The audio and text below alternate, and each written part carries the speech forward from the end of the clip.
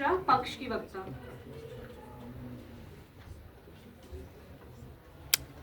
तीन, दो, एक।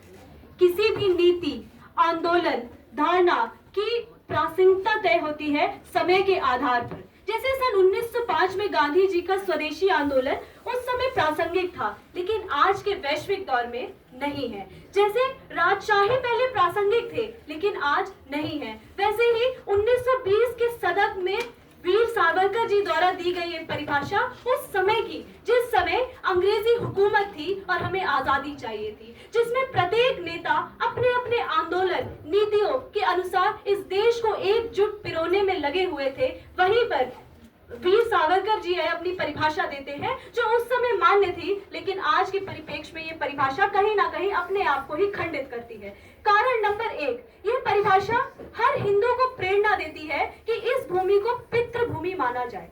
लेकिन महोदय, एक ऐसा राष्ट्र जहाँ पे मातृ स्वरूपी महिला हमारी राष्ट्रपति हो, जहाँ पे हिंदुओं के ग्रंथों में राधा के बिना श्याम और सीता के बिना राम को अधूरा माना जाता हो, ऐसी भूमि में सिर्फ मातृभूमि ना बोलकर पितृभूमि बोलना कहीं ना कहीं समानता को ठेस पहुंचाता है और कहीं ना कहीं पितृसत्तात्मकता को बढ़ावा देता है। कारण नंबर दो, जब ये बात करते हैं कि सिंधु से समुद्र तक की भूमि पर अधिकार, तो जब हम देखते हैं 1947 का विभाजन जिसने भारत को बांट दिया, जहां भारत की भूमि सिंधु से समुद्र तक ना रहकर आज सिर्फ कश्मीर से कन्याकुमारी तक रह गई, ऐसे में क्या साधिकार आप सिंधु से समुद्र तक की भूमि को अपना बोलने के लिए कह सकते हैं, जो कि कानूनी तौर पे वैध भी नहीं होगा। और इसीलिए आज हमें सावरकर जी की परिभाषा के शब्दों को नहीं, अपितु उसके पीछे की आत्मा को समझने की आवश्यकता है। कारण नंबर तीन, कानूनी वैधता।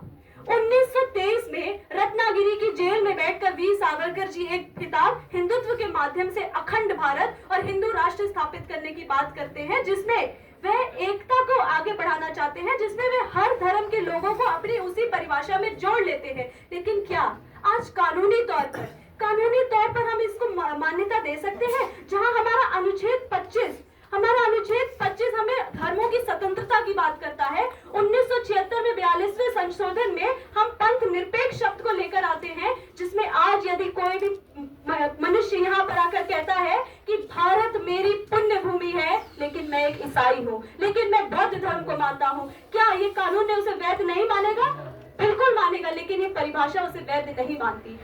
आज हमें देखना है कि ये परिभाषा स्वयं में एक बहुत महत्वपूर्ण शब्द का इस्तेमाल करती है, साधिकार। साधिकार का अर्थ होता है अधिकार पूर्वक, और ये अधिकार हमें कौन देता है? ये अधिकार हमें कानून देते हैं। और आज मैं आपसे कहती हूँ कि हमारा कानून इस परिभाषा को साधिकार अपनाने की अनुमति मुझे नहीं देता, इसीलिए कानून भी ये परिभाषा का खंडन करता है, और इसीलिए मैं अपने कानून के विपरीत इसका पालन आज के समाज में नहीं कर सकते। धन्यवाद। सदन में प्रश्न आमंत्रित है। इसने पहले किया था, प्रश्न पूछने के बाद उपरांत जब अनाउंस हो।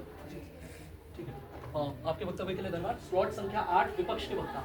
आपने कहा कि सावरकर ने जो अपने जो आइडियोलॉजिकल स्पेक्ट्रम है उसमें उन्होंने केवल पितृ रूपी जो मानसिकता उसको स्थापित किया है, तो जो लोकल मेट्रोलिनियल कल्चर से, जैसे खासी या नायर कम्युनिटी को जो वो अपने लेटर एडिशंस में शामिल करते हैं, तो उसका मतलब क्या था? क्या उसका मतलब अपने आइडियोलॉजिकल स्पेक्ट्रम को ब्रॉड करना नहीं है? इसका उत्तर दीजिए।